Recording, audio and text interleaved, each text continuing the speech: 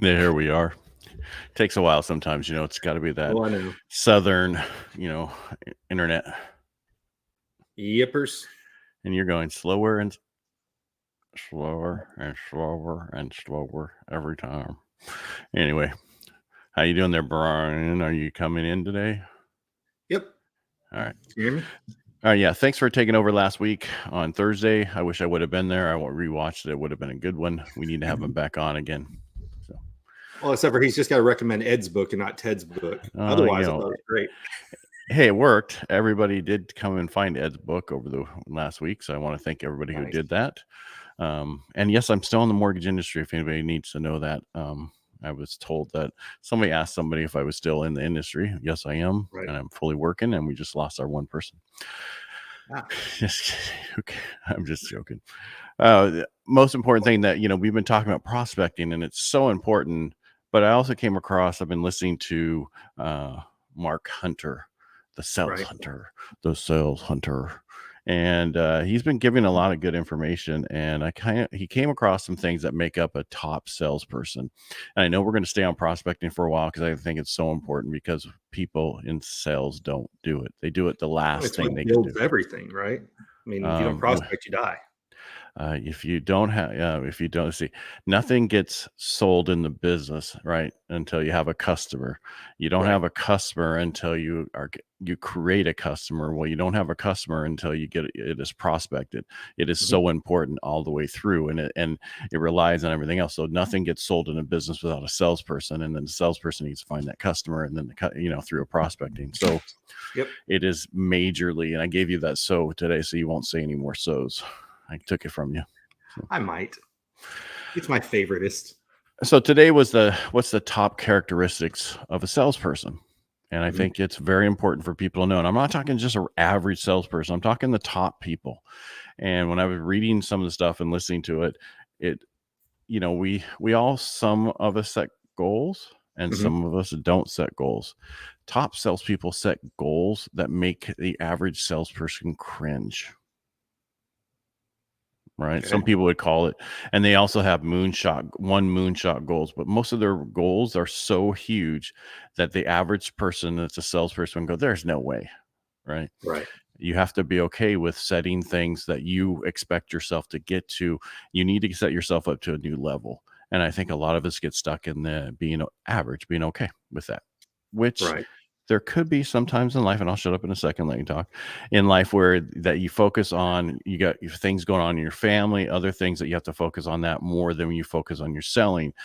But if you don't, your salesperson, it's a lifestyle. It's not a job. It's a lifestyle. Mhm. Agreed. Well, that's just it because like sales never sleeps. And that's I'm just going to kind of go off on a tangent for a minute, but people think that it's all fantastic. You sit around, you drink martinis and stuff. But sometimes when you go to things, it's freaking exhausting because you're at a trade show all day or you're out hitting the pavement all day. Then you got to go to dinners and things. And look, dinners every once in a while are fun. But when you have to do it on a consistent basis, it wears you out because then you're putting in, 18, 20-hour days between getting up, doing the job, prospecting, going and meeting with people, staying out late with people, getting back up, repeating the process, planes, trains, automobiles, you name it. There's a lot to it that I think people think it sounds glorious. And sometimes it is. You get some pretty amazing things being on the sales side, but it also wears on you after a while. Some amazing things that you work for. There's nothing Yes. given to you for free. Right. You don't just get a paycheck. You have to earn that paycheck. Hmm. It's all about the face time, right? There's an acronym, TFC or whatever. It's about total face time with your customer, total face time with customer, Hmm. and that's so important. And that's all it's about. Yep. Whether that's phone, whether that's video, whether that you're in front of them, but if you're not doing that, you're failing. That so we're even seeing a switch, right? Where people wanted to go to Zoom for a very long time. People quit going into the office, you name it. But what in an industry I just left, what we saw was competitors were winning again by showing up in person. And Mhm. some people got lazy, going, well, it's cheaper if we don't fly, it's cheaper if we don't do. But other people were showing up and it made a difference. There were contracts you would see going to other vendors because of that face-to-face component, or they would hire somebody locally. So when airplanes and airports shut down, they would hire a local person who could drive somewhere. Right. Right. So I agree with you. It's getting in front of and FaceTime with somebody is so, so important.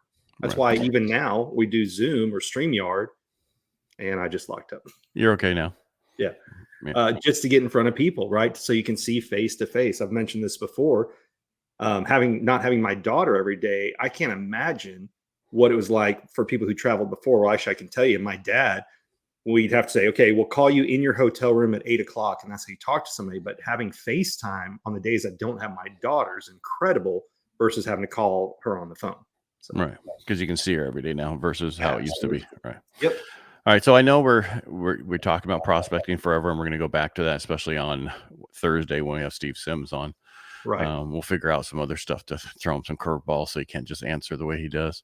Uh, but number 2, so I'm going to go through the list and Mhm. we're just going to talk about it today. All right. Sure. Respect your time and others' times and makes the most of every moment. So they have the same amount of time as everybody else, but they make more of their time more valuable. They do whatever it takes. And I think the most important thing is they respect their time and others' time, because that's so true. A top Mhm. salesperson worries about his time, but also when he's talking to you, that he's not wasting your time Absolutely. and So nothing wait, else. Huh? now I got a question for you on that one. I hear contradictory information. Some people say call prospect and say, "Hey, is now a good time?" You'd never Uh, say that. that's what I was gonna. So how? That's What do not you what recommend? I'm saying. I'm saying respecting people's actual time. Don't Right. waste their time. Don't just go there to waste their time. If, before you make that phone call, do a quick search on them to find out, but don't spend more than 10, 5 to 10 minutes on it, because you could be talking to a prospect that's not worth your time yet. Hmm. Meaning that they're just a lead. A lead has to be transferred into a prospect before that you can move into it. And that's what you have to put them in. Sometimes they're not ready right now. They might be ready in 6 months from now, but you need Hmm. to know that ahead of time instead of wasting your time. And when we say wasting your time, I'm not trying to offend any clients or anybody else. It's just, we only have so much time, period. Hmm. Right. Right. I'm gonna go off on tangent for 1 second. It drives me nuts right now, the amount of cold DMs you'll get from somebody. Oh, I have this service, and they ask, "Well, what do you do?" Well, you reached out to me. Shouldn't you have at least looked at my page first before you reached out to me? That's when, as soon as somebody starts with, "Oh, hey, it's so great to meet you. I'm glad that. What do you do?" I'm like, then you haven't done your research, and again, you're wasting my time. I don't need Right. to tell you if you're the one who reached out to me. Right. Well, the other thing is, tell me more about your business. Yeah, Go fuck off. I'm sorry. There's my exactly. business. There's Sorry. this thing called the internet, and you can Google things. You already reached out to me. It's not that hard. I want to bring this up. A lot of people think that focusing on social media, and this is not if anybody does it, that's their thing. But if you waste Right. too much time on social media, you're not doing what you need to do. Face time in front of the customers, period. If you're not in front of your customers, yes, they'll know who you are when you see the stuff, but you need to be focusing more on FaceTime, period. Right. Well, that's just it. The social media aspect is good. It's a part of the whole, right? So you can have it out there, but it can't be your only tactic. Is I'll just put it out there and wait for people to come to me. That just doesn't happen. I mean, there's rare occasions, but that's not the way most of life works, right? You have to put in the effort to reach people and work with them. Well, if you look at LinkedIn, you have HR people, you have recruiters, and then Hmm. you have salespeople. So if Right. you're selling to salespeople, it is the greatest place to sell to them. But if you're Absolutely. selling to everybody else, that doesn't mean your person's going to be on there. Yeah, they have, I think, some ridiculous amount of millions of people, but it doesn't mean that your client that you're trying to get or your customer is on that platform. Right. I look at it, it's like a billboard. It's like the little bus stop that you put your name on, that people draw your mustache on your face and other stuff like that. That's another form of it. It's stuff like a phone book, right? Right. It's not, and the advertising in the phone book. It's just one more form for people to find you and know about you, but you shouldn't spend 100% of your time on it. 100%. Well, that was redundant with what you said, but I am in agreement. It's nuts how some people will only think, "Oh, well, that's how I done it." And coming from a industry where an answer is, "Oh, well, always done it this way," Right. is that's dangerous. That's, and it's the analogy everybody talks about. That's how you become blockbuster, right? Is Yeah. Yeah. Well, this is number 10. What continuously refine your sales process to stay ahead of the game. And that's what you're talking about, just keeping the way it was. And, it's funny because Blockbuster, speaking of that, they put out their Super Bowl commercial from years ago when they were going to be the last one, the last Blockbuster, and they actually got an insurge of business from it. Yes. So, Well, there's a whole documentary on the last one that's still around, right? I Yeah, think it's that's on what I'm talking about. Netflix. That one, it put its Super Bowl commercial out from years and years ago about the cockroaches coming in. The Yeah. one cockroach left, then that store would be the last one there. All right. 3. So the reason I went to 10 is because that's what you were just talking about. And I think it's so important. You have to read, and just because they're numbered doesn't mean they're more important, number 1 to 10. It just means that you need to do these things. The other thing is refuse to settle for I can't even talk today, dude. I'm so tired. Mediocrity. Thank you. And start to be exceptional in everything that you do. And that's so true. I mean, Mhm. you have to also, you want to be around people who do the same thing you do, period. Right. You want to be the 6th person, right? If you go to bars and there's 5 of your friends who go to bar and you go with them, you're the 6th person. If the 5 of your friends go to something else that's more important and more educational and you're the 6th person, I'm just saying you need to be around people that you want to be like, period. Absolutely. That's in every aspect of life, right? Like if you're the fastest runner in your group, then you need to find somebody else to run with. If you go to the gym, it's the same thing. I personally like group courses when I would go to CrossFit. Yes, I just said it, so I'm one of those people, but I didn't have to be the best in there, but I damn sure wasn't gonna be the last. But it was the other people pushing more that pushed me to do more. So if you're in the top of your tier and your group of friends, it's okay to still be part of that group, but you need to find another group that will level you up even more. Right. So you're saying you worked out with the senior citizens at CrossFit, so you were at the top. In CrossFit, I am a senior citizen at 48, but yes, but I still kicked a lot of people's ass when I was doing it. Yeah, that was the only workout I did that I tore a hamstring. Oh yeah, Yeah, a quad actually. I just tore my quad. It was like, really, I've done so many other things, and I did out from doing. And it was the dumbest thing, and it was just like, yeah, they were like, we see more of that as I went to the doctor than anything else from CrossFit. really? All right, so, yeah, Yeah, aimed because the way you're doing certain things. right. All right, so top salespeople make it a positive impact on the everybody else they meet, and they Hmm. think it's a privilege to work with them, and that's basically kind of the same things I do. Or that's the next one. Sorry, but it's about no, it's they kind of blend together on some They of do. these, Yeah, right? But it's really about making sure that you impact other people positively, and because you impact your life positively, you want to help other people do the same thing, and it's absolutely. a privilege to work with people. Did you ever see the Richard Branson, the Rebel Billionaire, when he No, did that documentary? no. It was kind of like what was the one, the Apprentice, but it was his version of it. And the very first thing he did is they put makeup and stuff on him, and he picked up all the contestants from the airport, and they wanted to see how were they going to treat the chauffeur versus how are they going to act in front of him. And so that's the whole thing. You always hear that, treat the janitor like you do the CEO. That can be true, especially in a lot of industries where don't shit on the lower person now because they may be the higher person later. But why be two different people? If you're congruent and consistent, that's important. So you treat the gatekeeper just like the prospect, you name it, because that'll come back to you after a while. You want to just keep talking? Oh no, I'm good. I like No, that look, one. that's pretty much what you're talking about. Yeah. Be a servant leader and always being willing to help others and prioritize their needs. Well, see, I see this one as a little bit different because as a servant leader, right, this is how do you help other peers versus how do you treat people in general. So I would differentiate I understand that, but it's also you can't treat people horribly and be a servant leader at the same time. 100%. That is, what do they say? The truest test of character is how you treat people who can do nothing for you. People pay attention to that stuff. People pay attention to it all the time. And there is a certain subset of people who believe that hierarchy is the only way to manage and lead, and that you will just follow my orders blanketly, and that's just not the way to do things this day and age. You'll find less and less people willing to come work for you or with you if you don't have that servant leadership. Right. And I think it's important, but we're here to help people. And then Mhm. this is the most important for me. This is what I do daily. You need you need to prospect. If you don't call the people you need to call, if you don't do this, you don't feel it today. You don't feel it tomorrow. You feel it next month. It Absolutely. used to be in my industry, we'd have a pipeline for 90 days because it took forever to do stuff. Now we have a pipeline for 2 weeks, or 3 weeks. And the Right. biggest problem right now is the issue with other people being able to work as fast as we do, because other places they have issues like septic and leach fields and other stuff, and then it puts off the thing for 30 to 60 days, Yeah. so which we're not used to. Right. It's just prioritizing prospecting. You have to do it. And I think the people hate this part of the business. Well, then if you're not going to do this and do it well, please go do something else.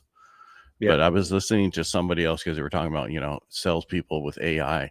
AI is not going to mess with the salespeople. The role of the salespeople person is just going to change, but where it's going to be gone is the customer service person. Mm-hmm. The customer service, if there's a documentation person, you name it. I told you before, I came from selling to government, and a lot of that was you had to respond to an RFP, and there used to be RFP writers, and what they would do is they'd look at what are the specs, and then they would pull what meets those requirements, and they'd put that together. Well, AI can do a lot of that now. Mm-hmm. So you look at your graphic designer. I've got my sister's a graphic designer, both of them. They can be affected.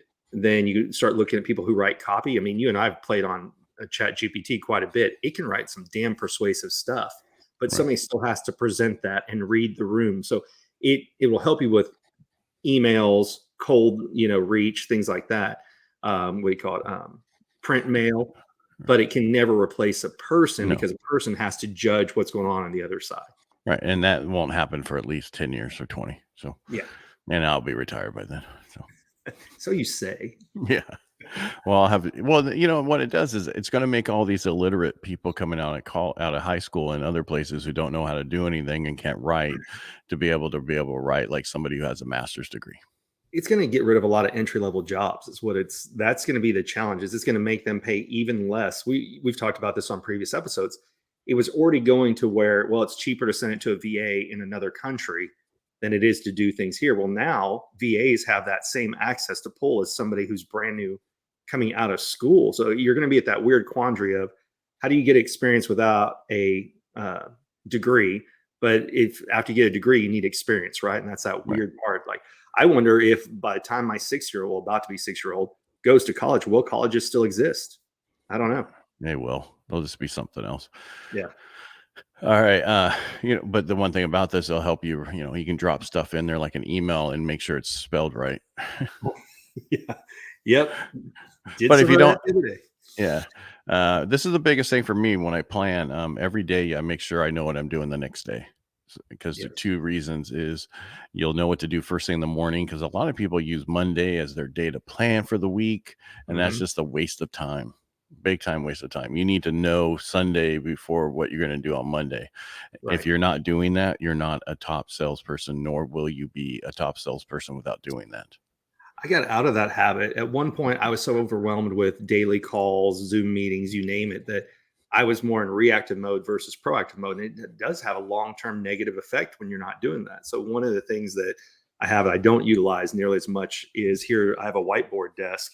And literally last night before I went to bed, I write over here on the right hand side, okay, what are the 5 things I need to knock out? And it's also creates a sense of accomplishment when you can knock something off of your list to show you're making progress, because it's hard. Some days you hear a lot of no's in this industry, right? So you have to celebrate every win that you do get. So sometimes a win is, did I knock these things off my list? So like I'm looking right now and I've got 3 of the 5 things already done. I got to work on another one that's here in 2 hours.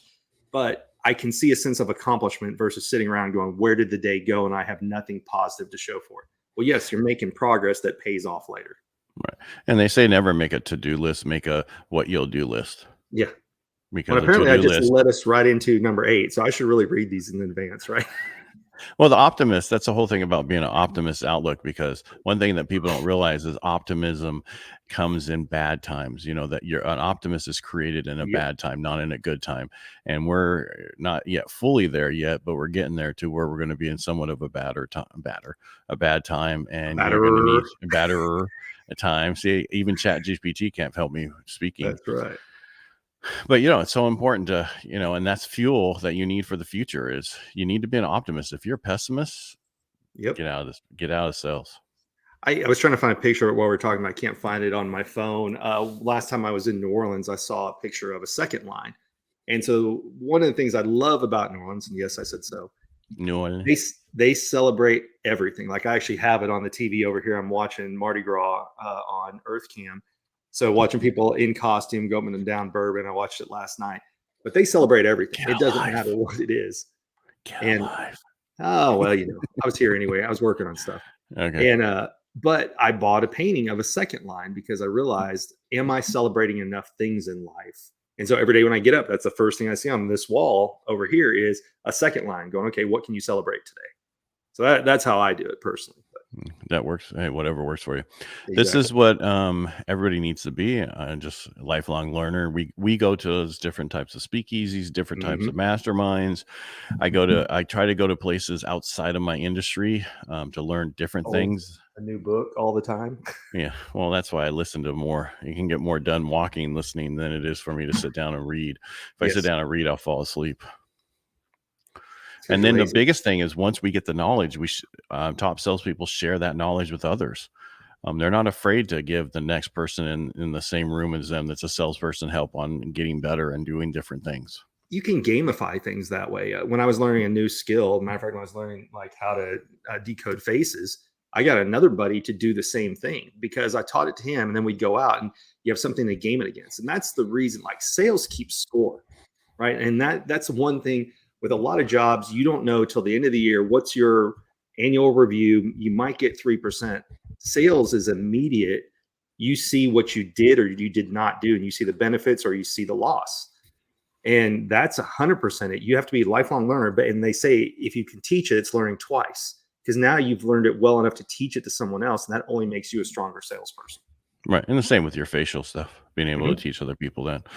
But you need to teach people how they can use that in sales. Right. Right. Right. Which So slight rebranding. That's why I was up last night watching New Orleans. Is it's I not changed really it. a slight rebranding. It's just explaining it differently. Right. Right. Well, Just I'm saying because you, it went from facial analysis to decoding facial features, so that people understand that they can do it. You know what I mean?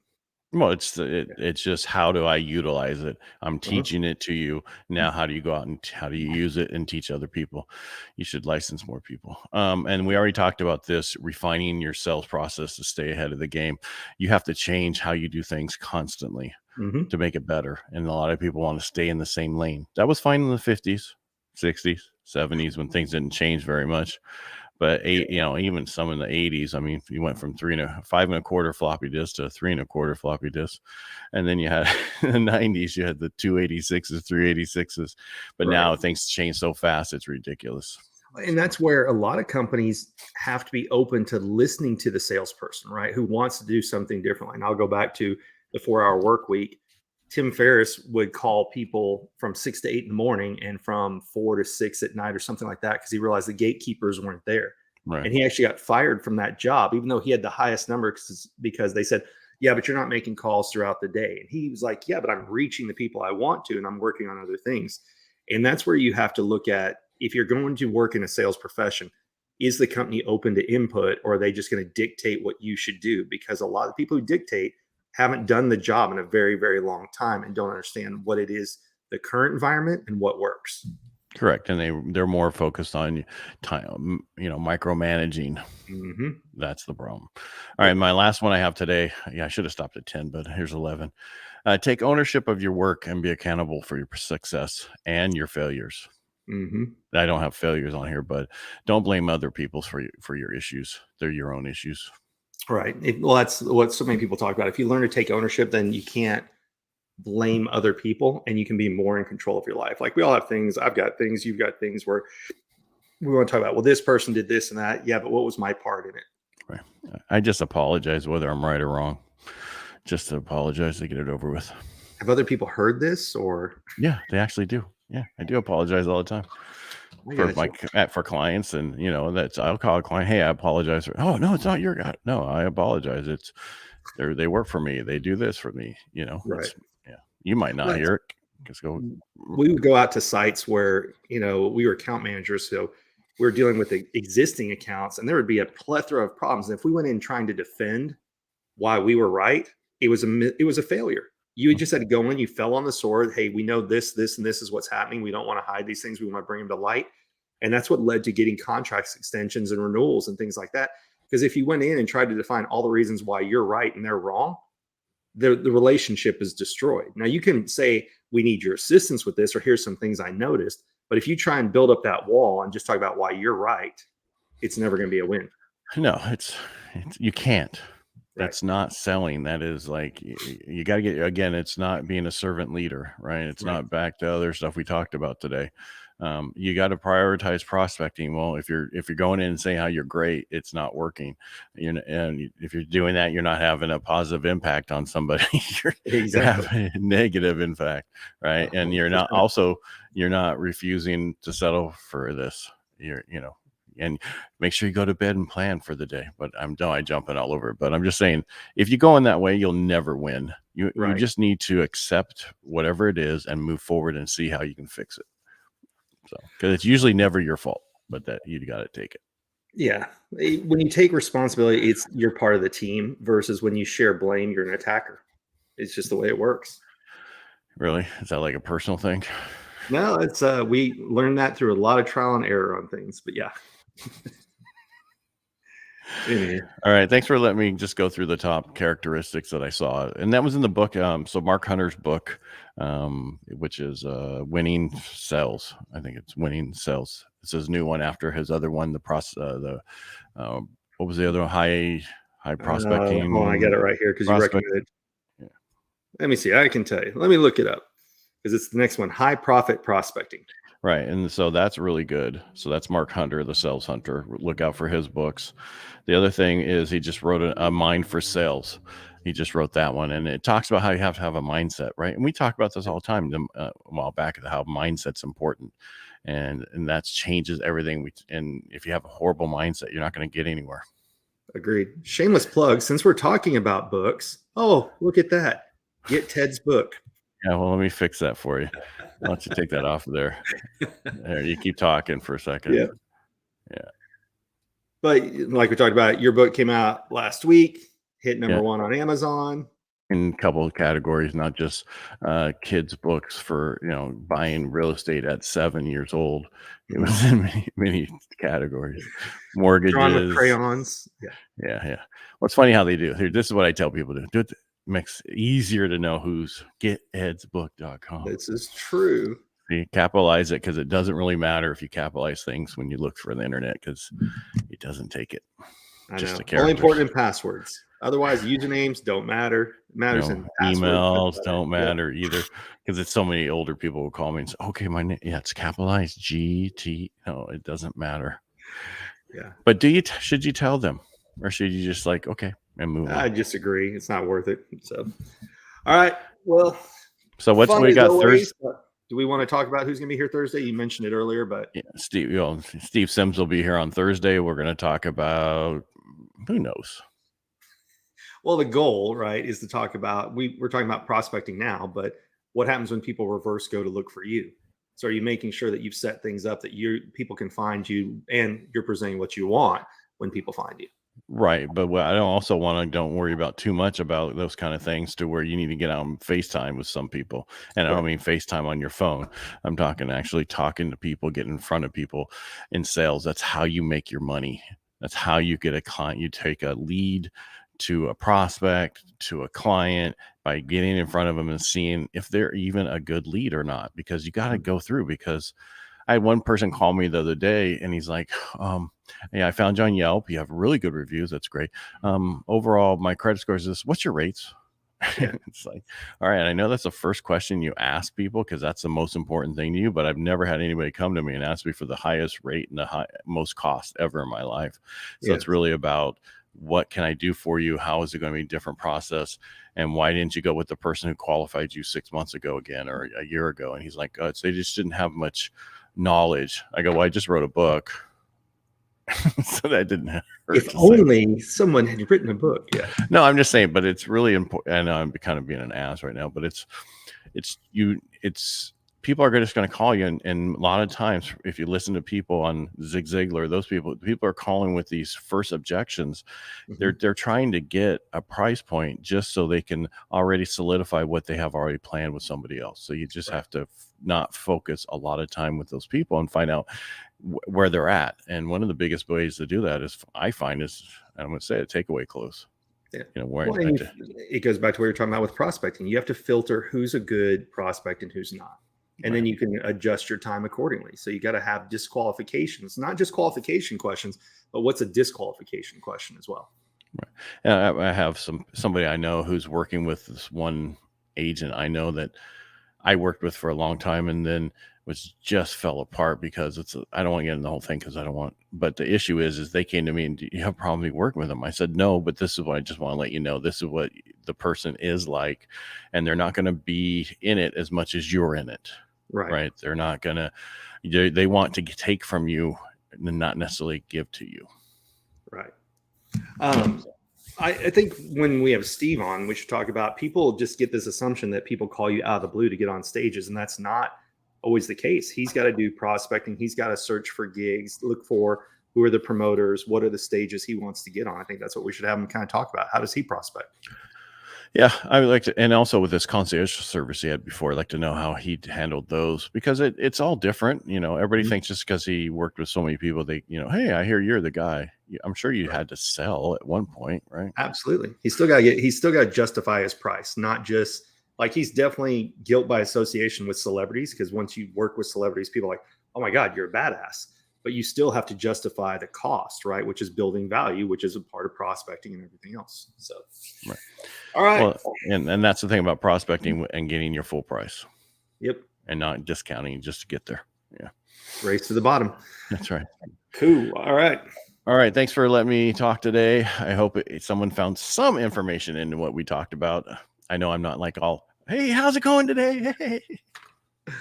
Well, you should just go and enjoy some of that humidity that you're surrounding yourself with. Oh, my skin is so soft. It is just so amazing. I can't do anything with my hair. It's too humid. I don't, yeah, I don't have to worry about that. All right, everybody, thanks for watching and make it a great day. If you like what we do, just reach out and let us know. And we will see you back on Thursday. Make it a great day. Later.